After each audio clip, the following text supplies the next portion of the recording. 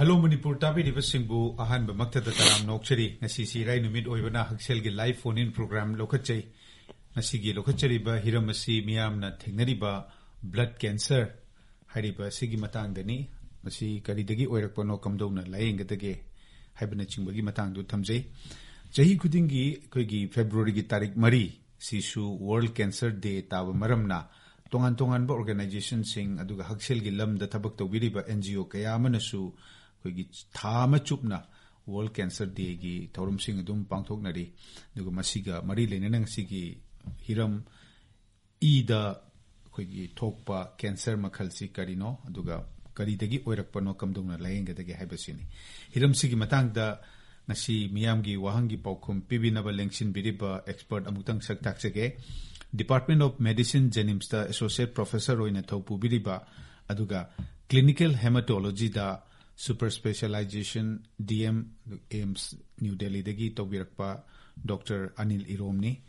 Dr. Nachilaba matam kaithokpiduna lengbirakpagi damak thagachari taram nokchari mayambu sutaramna ayakna khurumjari miyamna khigi studio gi telephone hangdoktana thamjare dona lingchin biriba doctor dagi thamjari bihiram sigi matang da khangbining basing hanbirakpa yaragani hogdokcha basidi doctor koi cancer makhal mayam mama lere hakchang gi tongan tongan ba kayat sing da saruk sing da na ba cancer sing aduna ngasi gi koina khanajaga dori ba hiram blood cancer se masi karamba cancer makhal no kamdobut no duga makhal kaya thongnai khoni yengba yabagi takpi blood cancer habasi tasengna haragadi koigi cancer mayam mama lere koigi se haksangi any kayat the cancer to hon bayai India gi oina khwai kamandi khoi ki breast cancer mathang da uterine cervix aduga oral cancer hai moijina khara hena common oi blood cancer so sukimati kadum lei adubu masinadi atai khara degi di mana khara handai blood cancer hairagadi hakchang da leiriba e gi utong da cheliba any cells hai masida tholakpa cancer makhalamani blood ta koina mayam na khangna base leukemia lymphoma multiple myeloma moisi ayam boina khangnei moisina khara acute oina khanei acute cancer habadi magi laina layong je yam thu na horakpa aduga maram achadana karimta tawram do mi ma hakchang nuai laktabsene acute aduga atopda koina chronic malignancy haibama lei blood ta samna habada chahi romda tha romda anab je leiebo khangjadaba anabase khangjadabadagi mana khoigi icham chamna lok lehau towi natraga icham chamna pukka kitang nai natraga ne cham chamna health check up ma chaluba matamda khoigi ida kaibam lerame ga haiba aduguma sina khoina chronic malignancy kawe chronic malignancy da khoina maroina mayamna khoigi anabasing karino haragadi khoina chronic myeloid leukemia gana adagidi khoina chronic myeloproliferative neoplasm na moje group amalai adagidi adubu mayamna khwaidigi hena pakhatnabadi hujiki khoi leukemia lymphoma myeloma asugum sinitama ahoy aduga blood cancer se khoina hujikti manipur da su du mayam wari sanabada dum toina tanare manipur da hana leramba case ka ngasi mag doctor na hospital da thengnari ba case ga kayamna miyam maraksida blood cancer gi incidence leirabage takpio kyam common oiragena tasengna haragadi khoina population henkalakbagi matungina khoigi chance of khoigi pollution henkale khoigi khoigi diet khoigi adulteration henkalakle adigi plus khoigi factory mayam henkalakpasina maram oire adigi infection jo khoi mayam na tanadriba covid po oiro matam gi ano mayam tholai aduna masigumba mayam sinasu khoigi cancer gi changje khardi hengalale ne khali aduga matam amada khoina se cancer se khoi manipur da khatang yangamde mapandana ayam yengnarami aduna manipur da patient kyam leige se chorak ba khangam da busiyai adubu manipur da matam amda de khoina rims da khoigi radiation oncology department da masi katang facility oirami aduna manipur gi patient ayam base direct khoigi keno magnatabnina direct akoina manipur da yengdamina kayam yam ge hek chorakpadi khangde adubu ngasi di akoina akoigi rims so akoi specialist mamam leire hello sir ai phone dong jere se ke sampat ki songkhai ba ma oi doctor akoi blood cancer se masi akoi thum thengna jabada akoigi angang da ne hena nipin cha gu angang da ne hena nagan bra adubu masi blood cancer se ꯉꯁꯥꯏ test ꯇꯧꯔꯒꯕꯨꯗꯤ ꯈꯪꯉꯛꯄꯅꯦ ꯍꯥꯏ ꯑꯗꯨꯕꯨ ꯃꯁꯤ blood ꯀꯦꯟꯁꯔꯁꯦ ꯃꯥꯒꯤ ꯄꯦꯁꯦꯟꯗ ꯎꯠꯂꯛꯄ ꯂꯥꯏꯑꯣꯡꯁꯦ ꯃꯁꯤ ꯀꯔꯤꯅꯣ ꯑꯗꯨ ꯇꯥꯛꯄꯤꯌꯨ ꯑꯗꯨꯒ ꯀꯦꯟꯁꯔꯒꯤ ꯗꯣꯛꯇꯔꯁꯤꯡꯅ ꯍꯦꯛ ꯇꯥꯛꯄꯤꯕꯗ ꯑꯩꯈꯣꯏ ꯀꯦꯟꯁꯔꯁꯤ ꯌꯥꯝ ꯐꯖꯅ ꯂꯥꯌꯦꯡꯕ ꯉꯝꯃꯦ ꯇꯤꯃꯔ ꯕꯣꯔꯗꯀ ꯐꯝꯃꯒ ꯅ ꯍꯥꯏꯕꯤꯕꯁꯤꯗ ꯇꯤꯃꯔ ꯕꯣꯔꯗꯀꯤ ꯃꯇꯥꯡꯁꯤꯃ ꯑꯩꯈꯣꯏ ꯈꯤꯇꯪ ꯄꯥꯕ꯭ꯂꯤꯛꯇ ꯈꯤꯇꯪ ꯐꯖꯅ ꯇꯥꯛꯄꯤꯔꯝꯃꯣ ꯑꯗꯨꯒ ꯑꯩꯈꯣꯏꯒꯤ ꯕ꯭ꯂꯗ ꯀꯦꯟꯁꯔꯁꯦ ꯅꯥꯔꯕꯁꯤꯡꯁꯦ ꯃꯥꯒꯤ ꯁ꯭ꯇꯦꯖꯁꯦ ꯂꯩꯕꯤꯕ꯭ꯔꯥ ꯑꯗꯣ ꯃꯌꯥꯝꯅ ꯍꯦꯛꯇ ꯕ꯭ꯂꯗ ꯀꯦꯟꯁꯔ ꯅꯥꯔꯗꯤ ꯍꯦꯛꯇ ꯑꯩꯈꯣꯏꯒꯤ ꯄꯦꯁꯦꯟ ꯄꯥꯔꯇꯤꯅ ꯏꯃꯨꯡ ꯃꯅꯨꯡꯅ ꯌꯥꯝꯅ ꯊꯋꯥꯏ ꯅꯨꯡꯉꯥꯏꯇꯕ ꯍꯦꯛꯇ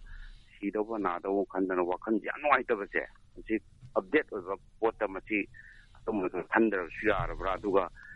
ꯄꯦꯁꯦꯟ ꯃꯁꯥꯃꯛꯇ ꯃꯁꯤ ꯅꯪꯁꯦ ꯕ꯭ꯂꯗ ꯀꯦꯟꯁꯔ ꯅꯥꯔꯦ ꯍꯥꯏꯕꯁꯦ ꯃꯁꯤ ꯍꯧꯖꯤꯛ ꯂꯩꯔꯤꯕ ꯍꯣꯡꯉꯛꯏꯕ ꯒ꯭ꯂꯣꯕꯦꯂꯥꯏꯖꯦꯁꯟꯁꯤꯅ ꯃꯉꯣꯟꯗ ꯃꯁꯥꯃꯛꯇ ꯈꯪꯍꯟꯖꯔꯒ ꯇ꯭ꯔꯤꯠꯃꯦꯟꯗ ꯍꯦꯟꯅ ꯅꯨꯡꯉꯥꯏꯅꯕ ꯈꯪꯍꯟꯕꯁꯤ ꯐꯕ꯭ꯔꯥ ꯅꯠꯇ꯭ꯔꯒ ꯈꯪꯍꯟꯗꯅ ꯑꯇꯣꯞꯄ ꯂꯩꯅꯥ ꯑꯃꯅꯦꯅ ꯍꯥꯏꯔꯒ ꯇ꯭ꯔꯤꯠꯃꯦꯟ ꯑꯗꯨꯝ ꯆꯠꯊꯕꯁꯤꯅ ꯑꯗꯨꯝ ꯐꯕ꯭ꯔꯥ ꯁꯤꯝꯇꯒ ꯈꯪꯖꯅꯤꯡꯉꯤ ꯁꯥꯔ ꯐꯅꯤ ꯗꯣꯛꯇꯔꯗꯒꯤ ꯇꯥꯕꯤꯁꯤ ꯍꯣꯏ ꯌꯥꯝꯅ ꯃꯔꯤꯛ ꯆꯨꯝꯕ ꯀ꯭ꯋꯦꯁꯟ ꯍꯥꯏꯕ ꯇꯥꯔꯦ ꯀ꯭ꯋꯦꯁꯟ ꯑꯌꯥꯝꯕꯗꯤ ꯂꯣꯏꯅꯃꯛ ꯌꯥꯎꯈ꯭ꯔꯦ ꯑꯗꯣ ꯐꯥꯔꯁꯀꯤ ꯑꯍꯥꯟꯕ ꯀ꯭ꯋꯦꯁꯟꯁꯦ ꯍꯥꯟꯅ ꯍꯥꯏꯖꯔꯒꯦ ꯀꯦꯟꯁꯔꯁꯦ ꯑꯉꯥꯡꯗꯅ ꯍꯦꯟꯅ ꯅꯥꯕ꯭ꯔꯥ ꯅꯨꯄꯤ ꯃꯆꯥꯗꯅ ꯍꯦꯟꯅ ꯅꯥꯕ꯭ꯔꯥ ꯍꯥꯏꯕꯗꯨꯒꯤ ꯑꯟꯁꯔ ꯍꯥꯟꯅ ꯍꯥꯏꯖꯔꯒꯦ ꯕ꯭ꯂꯗ ꯀꯦꯟꯁꯔꯁꯦ ꯑꯉꯥꯡꯗꯁꯨ ꯅꯥꯏ ꯑꯍꯟꯗꯁꯨ ꯅꯥꯏ ꯑꯦꯅꯤꯕꯣꯗꯤꯗ ꯅꯥꯕ ꯌꯥꯏ ꯇꯧꯕꯇꯕꯨ ꯑꯉꯥꯡꯗ ꯅꯥꯕꯁꯤꯅ acute lymphoblastic lymphoma ꯍꯥꯏꯕꯁꯤꯅ common ꯑꯣꯏꯌꯦ ꯑꯍꯟꯗꯅ acute myeloid leukemia ꯁꯤꯡꯗ ꯍꯥꯏꯕꯅꯤꯀꯣ ꯑꯗꯨꯒ ꯂꯤꯝꯐꯣꯃꯥ ꯍꯥꯏꯕ ꯑꯅꯥꯕꯁꯤꯁꯨ ꯑꯌꯥꯝꯕꯅ ꯑꯍꯟꯗ ꯅꯥꯒꯜꯂꯤ ꯃꯜꯇꯤꯄꯜ ꯃꯥꯏꯂꯣꯃꯥꯁꯨ ꯑꯍꯟꯗ ꯅꯥꯒꯜꯂꯤ ꯑꯗꯨꯒ ꯉꯁꯥꯏꯒꯤ chronic malignancy ꯃꯌꯥꯝꯁꯨ ꯑꯌꯥꯝꯕꯅ ꯑꯍꯟꯗ ꯅꯥꯏ ꯑꯗꯨꯅ ꯍꯥꯏꯕꯗꯤ ꯑꯉꯥꯡꯗ ꯅꯥꯕꯁꯦ ꯑꯩꯈꯣꯏꯅ acute lymphoblastic leukemia ꯁꯤꯅ ꯑꯌꯥꯝꯕ ꯅꯥꯒꯜꯂꯤ ꯃꯊꯪꯗ ꯅꯨꯄꯤꯗꯅ ꯍꯦꯟꯅ ꯅꯥꯒꯟꯕ꯭ꯔꯥ ꯇꯁꯦꯡꯅ ꯅꯨꯄꯤꯅ ꯍꯦꯟꯅ ꯅꯥꯕ ꯑꯃꯁꯨꯡ ꯅꯨꯄꯥꯅ ꯍꯦꯟꯅ ꯅꯥꯕꯃꯛꯇꯤ ꯌꯥꯝ ꯀꯟꯅ ꯁ꯭ꯇꯗꯤ ꯂꯩꯇꯦ ꯑꯅꯤꯃꯛꯇ ꯑꯗꯨꯝ ꯏꯀ꯭ꯋꯦꯂꯤ ꯑꯗꯨꯝ ꯅꯥꯕ ꯌꯥꯏ ꯃꯁꯤꯁꯨꯕꯒꯤꯗꯨꯅ ꯇ꯭ꯌꯨꯃꯔ ꯕꯣꯔꯗꯀꯤ ꯑꯗꯨꯒꯤ ꯃꯔꯛꯇ ꯃꯥꯅ ꯀ꯭ꯋꯦꯁꯟ ꯑꯃꯁꯨ ꯍꯪꯈ꯭ꯔꯤ ꯃꯣꯏꯒꯤ ꯁꯥꯏꯟ ꯁꯤꯝꯇꯝꯒꯤ ꯍꯧꯔꯛꯐꯝ ꯑꯃꯁꯨ ꯍꯥꯏꯌꯦ ꯑꯌꯥꯝꯕ ꯑꯉꯥꯡꯁꯤꯡꯗ ꯁꯥꯏꯟ ꯁꯤꯝꯇꯝꯁꯦ ꯃꯁꯥꯅꯗꯤ ꯅꯥꯏ ꯍꯥꯏꯕꯁꯦ ꯍꯥꯏꯕ ꯍꯩꯇꯕꯅꯤꯅ ꯃꯣꯏꯁꯦ ꯌꯥꯝ ꯆꯣꯛꯊꯔꯛꯄ ꯑꯩꯈꯣꯏꯒꯤ ꯂꯥꯏꯍꯧꯒꯨꯝꯕ ꯃꯔꯛꯇ ꯍꯦꯛ ꯇꯧꯕ ꯂꯥꯏꯍꯧꯁꯦ ꯅꯤꯅꯤ ꯍꯨꯝꯅꯤ ꯇꯧꯔꯝꯃꯒ ꯑꯃꯨꯛ ꯐꯈꯤꯕ ꯈꯔ ꯂꯩꯔꯒ ꯑꯃꯨꯛ ꯍꯧꯔꯛꯄ ꯃꯁꯥꯗ ꯆꯤꯛꯄ ꯅꯥꯕ ꯇꯧꯔꯛꯄ ꯑꯗꯒꯤꯗꯤ ꯍꯛꯆꯥꯡꯗ ꯄꯣꯝꯊꯣꯔꯛꯄ ꯃꯤ ꯀꯥꯕꯅꯤ ꯈꯪꯗꯦ ꯄꯨꯛꯇ ꯄꯣꯝꯊꯣꯔꯛꯄꯅꯤ ꯈꯪꯗꯦ ꯑꯗꯨꯃꯥꯏꯅ ꯇꯧꯔꯛꯑꯒꯗꯤ ꯑꯩꯈꯣꯏ ꯆꯤꯡꯅꯕ ꯌꯥꯏ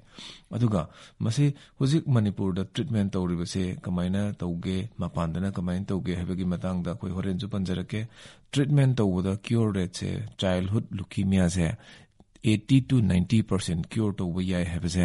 अखोई मणिपुरदसु cure तौरे मपान लमदसु cure तौई अदुदि कनागुम खुदोंग Chaba मिदी मपान the Chatap याय अदुगा कनागुम खुदोंग चाहौद्रे अइदि मपान द पुबा ngमहौद्रे हायरगसु मणिपुरदसु क्योर तौब ngमे हैबसे मसे अइना हेक्ता चिन्ना पंगाइदा हायबसु यादे अखोइगे सुकिमति ग्यामग्रे पेशेंट मयामजे मोइना दम साखीनी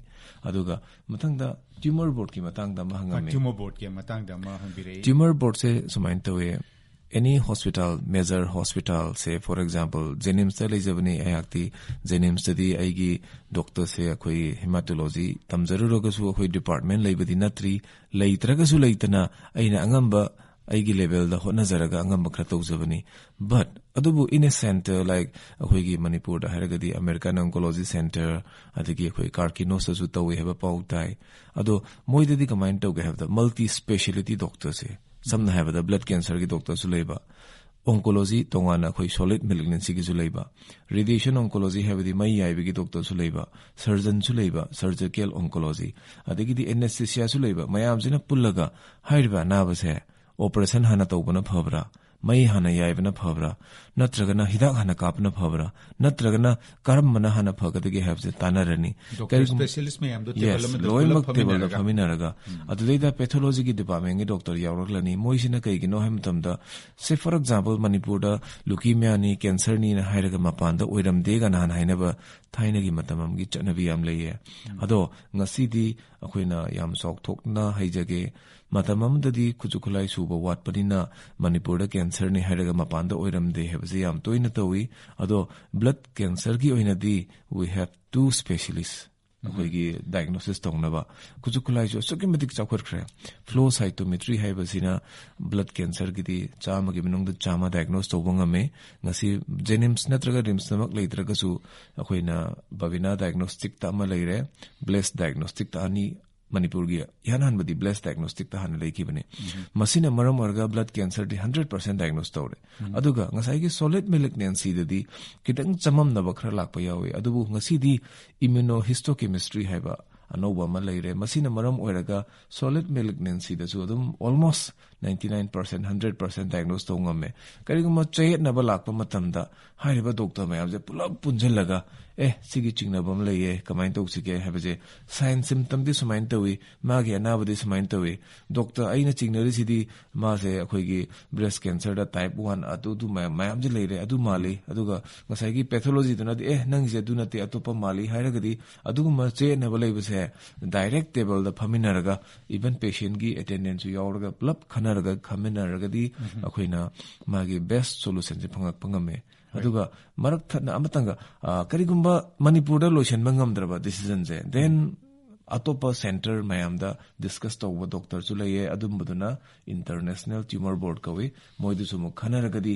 atopa lamdugi doctor da chatludraga su Manipur da sudum mayam duga punna tanaragadi akoina sina best way forward ni habdo adu khangba ngamba haitare Ahoy. Haibadi akoigi internal table da phami badudagi amuk extended kenoma akoina adudum tawe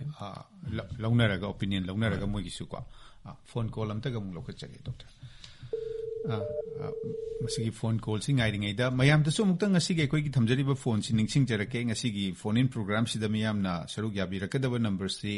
936232778 amukta ningsing jage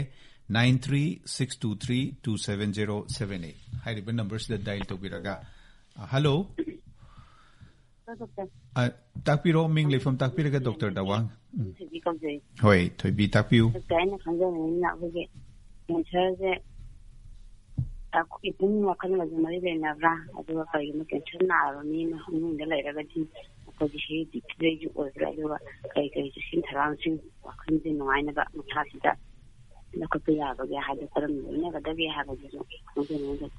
Funny. Cancer si karam miyoi kanglup ta magi risk factor si lebage kari dagi cancer oirak pano aduga maruina cancer si thengnaraba matungda pukning wakhal si ga cancer ga yam naknaba mari leibadawna Hoi, ngasai gi ahanba caller na hangiba question dugi answer su sida punna haijara age any cancer na aba matamda pukning wakhal di mama mapa oiba sing mayamba machiminau sing kanamta nungai ba honade aduna masi haidoktana dum thamba yabara karigumba nariba anabasina hek khudakta haidrasu yai haba jaigi thajabani hek nabaga nang adu nare hairaga moisi mentally akhoigi konabudi develop torokpa yai adugi shock tuna mawanda treatment tawbugi fight tawbugi sakti do leraktabasu yai aduna kanagumba patient khara de koi haidoktana dum treatment tawbu yawi treatment loira bawda khangandabasu dum yawi aduna akhoina ngasagi pukning wakhan sondhaba habsidi masidi tasengna thoklaba mi khudimangna loima understand tawgani mathangda akhoi cancer se hereditary da oibiya ba habase yes chumme hereditary da tohlakpa cancer makhal khara laye germline mutation habdi akhoi pokpadagi sagonaraga yorokpa gene je adubu masi hekta aigi family dagi gene nama smain la ai hadana heta cancer narakani habdi leite cancer na ba matamda akhoi gi poklakpada yorokpa gene sida akhoi gi lifestyle changes infection adumba mayam sina maram oiraga hakchangda karigumba changes khara la ai gene da muk hakchangda akhoi gi pokpadagi yorokpadi nataba ani sina punjhallaga akhoi gi cancer je form tawrae infection na around 20% cancer to bayai hai tobacco na 50% of all cancer to hon bayai hai adoi tadi infection du de koina control to ngam ponte doctor covid to koina control to ngam khite adubu tobacco adigi yu thakpa adigi kwa chaba akhoi gi yu thakpa jina nupi na amna pamjade mai nupa do nupi na mu kwa chaba jina mai nupa na mu pamjade adu yana bu bira o animak tokpiro loi to haragadi kwa yon ba mi ga yu thakpa mi nadi haro ponte adubu ai gi di sum haifam tokpagi haijabani mathangda lifestyle changes da yamaru bese exercise to bio weight khara handhabiyo weight ꯉꯝꯗꯗ꯭ꯔꯦ ꯍꯥꯏꯗꯅ ꯐꯝ ꯂꯩꯕꯩ ꯃꯍꯨꯠꯇ ꯉꯝꯕꯤꯈꯣꯏ exercise ꯇꯧꯕꯤꯔꯒꯗꯤ weight ꯌꯥꯝꯖꯔꯒꯁꯨ at least ꯃꯥꯒꯤ physical ꯑꯦꯛꯇꯤꯚꯤꯇꯤꯗꯨꯅ ꯃꯔꯝ ꯑꯣꯏꯔꯒ ꯕꯦꯅꯤꯐꯤꯠꯇꯣ ꯐꯪꯉꯒꯗꯤ ꯈꯔ ꯃꯈꯩꯗꯤ ꯄ꯭ꯔꯤꯚꯦꯟꯇꯦꯕꯜ ꯑꯣꯏꯕ ꯌꯥꯏ ꯑꯗꯨꯅ ꯂꯥꯏꯐ ꯁ꯭ꯇꯥꯏꯜ ꯆꯦꯟꯖꯦꯁ ꯃꯌꯥꯝꯁꯦ ꯃꯁꯤꯗꯩꯗ ꯑꯩꯈꯣꯏꯅ ꯉꯝꯗꯕꯁꯦ ꯃꯇꯝ ꯑꯃꯗ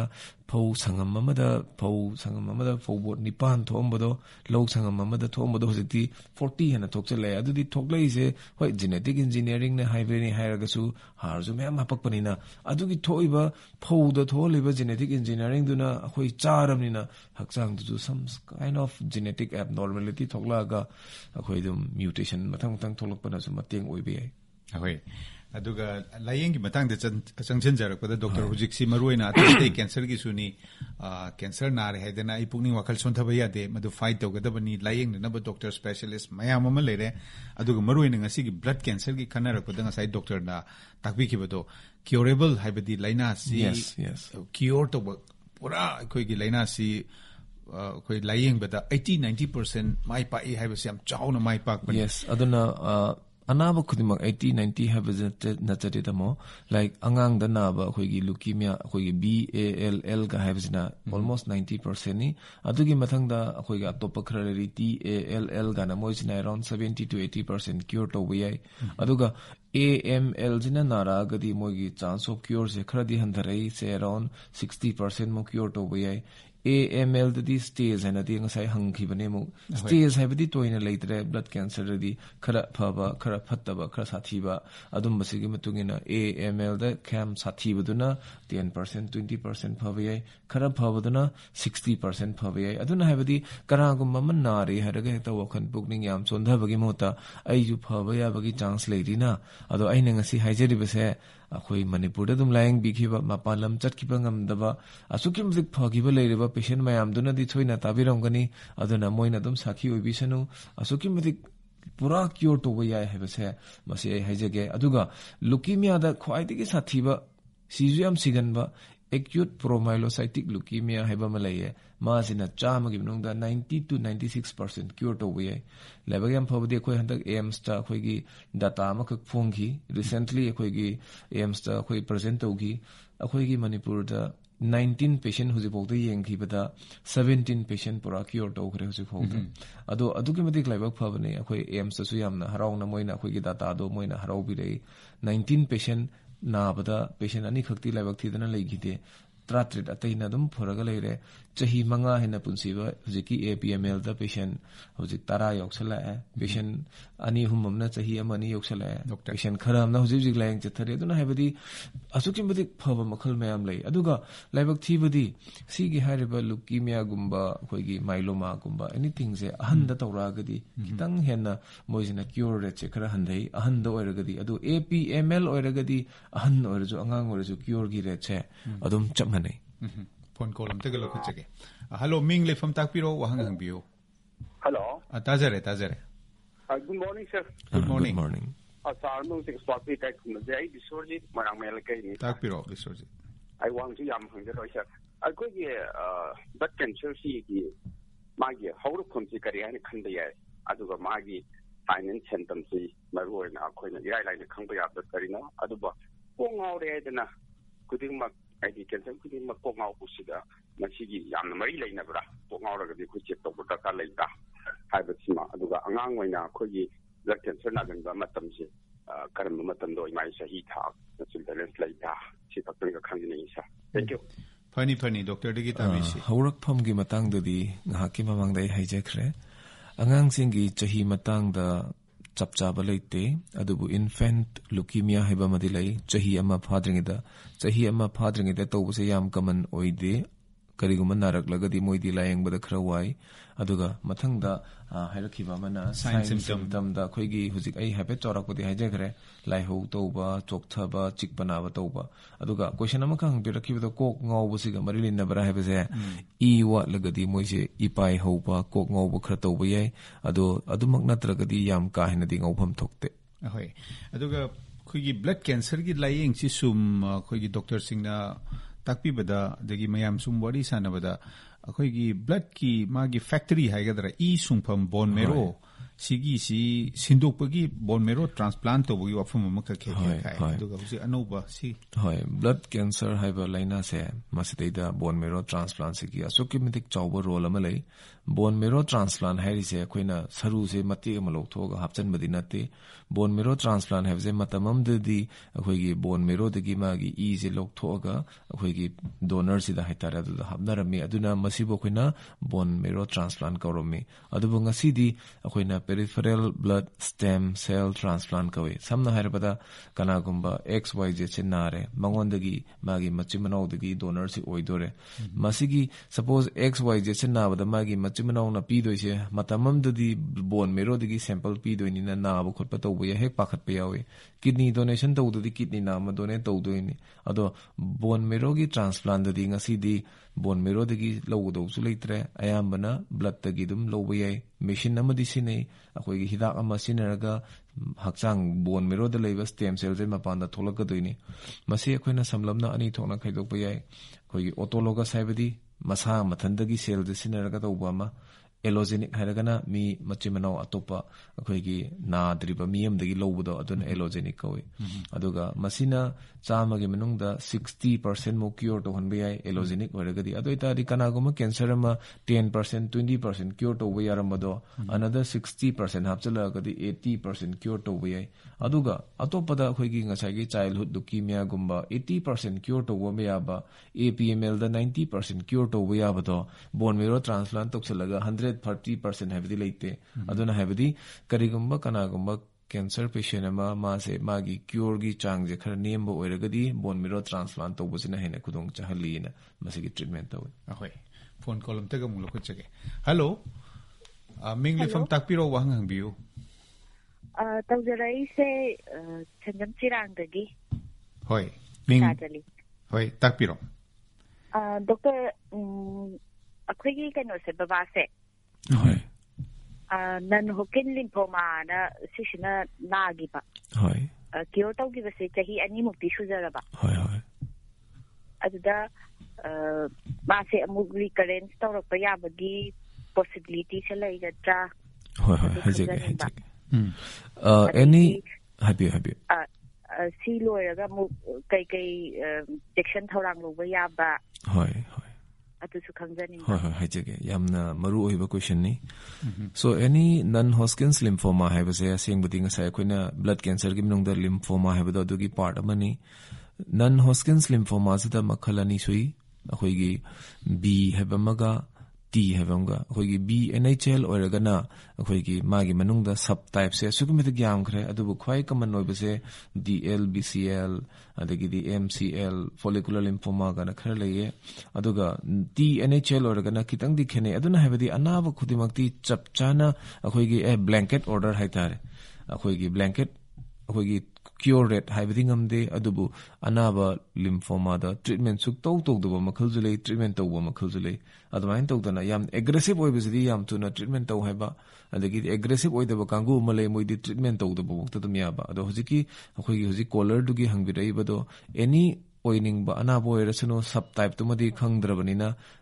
any anaba se halakpa se yamna serious oibase 1 year gi manungda halai karigumba chahi ani phagramnina ani bokta halaktragadi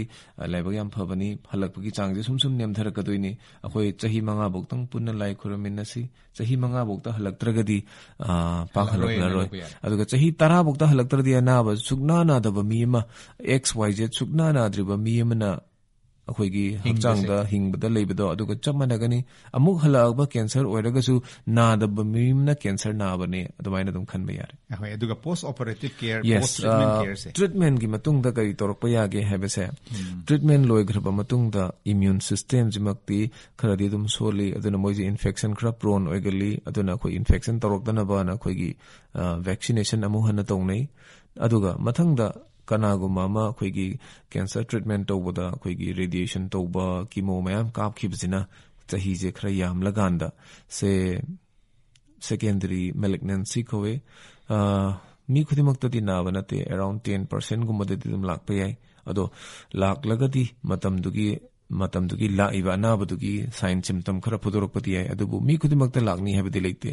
aduna adu etardi gari thaubaga chap manai gari thaurdi accident thokpa yai haragadi kanamda thauba ngamaroi adumain tokdana cancer do naramme phare amuka narakadrana khan leibe mohta gari thaurdi accident tobu yai na gari thaudabaga chap manadoine aduna kanamda akhoi masi khalloisi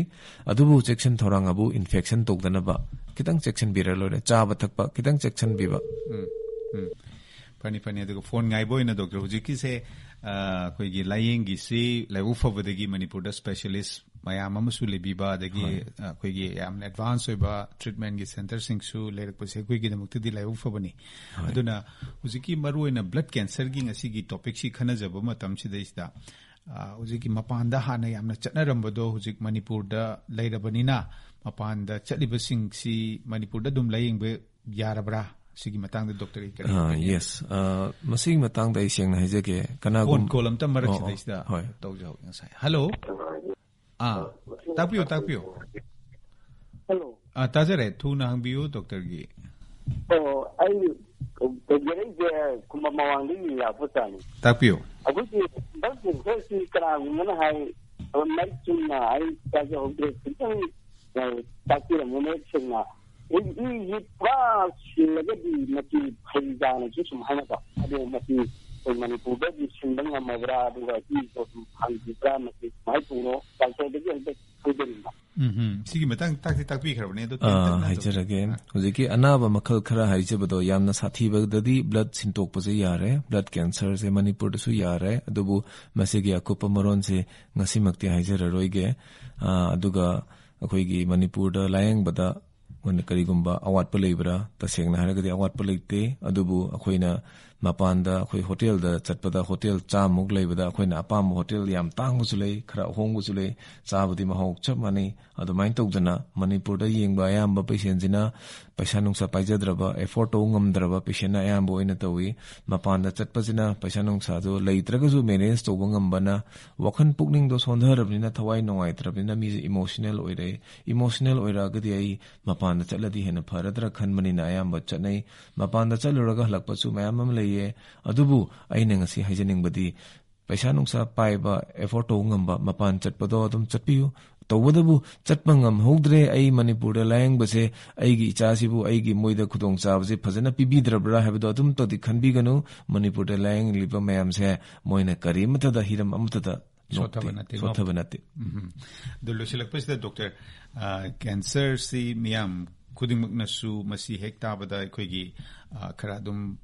isada khara lumna khara pakatna loba oibanina masi ngakthoknaba sai doctor na takpiriba mamang du khara khaidi takpigre khoidigi maroibidi haksang sajen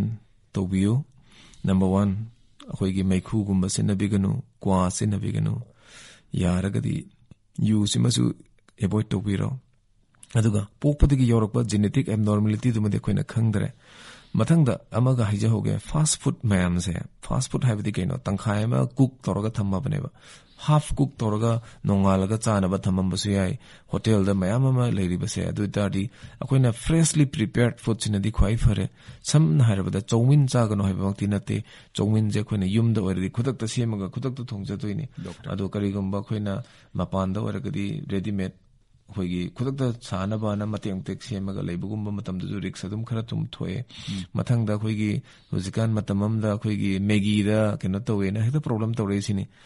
ado tadi Maggi je yamna lai akoigi minute ani da towe hai ado fast food ni na moise tungda kanana no tamngam ponde Maggi mayam chabdana su oibe yai Maggi na ne habdi nataba ado main tokdana akoigi lifestyle adu di khwai phobje kai oirage hakchang sajen phana lainaba akoigi walking khangde angam chatpiu gym chatte ade hableite aduga mathangda akoigi chaba thakpaje ngamjeri goi numi khudingi mapanda cha ya ponte yumgi thongba thakpa dum chabiba nong phadok mapanda once in a while chabdudi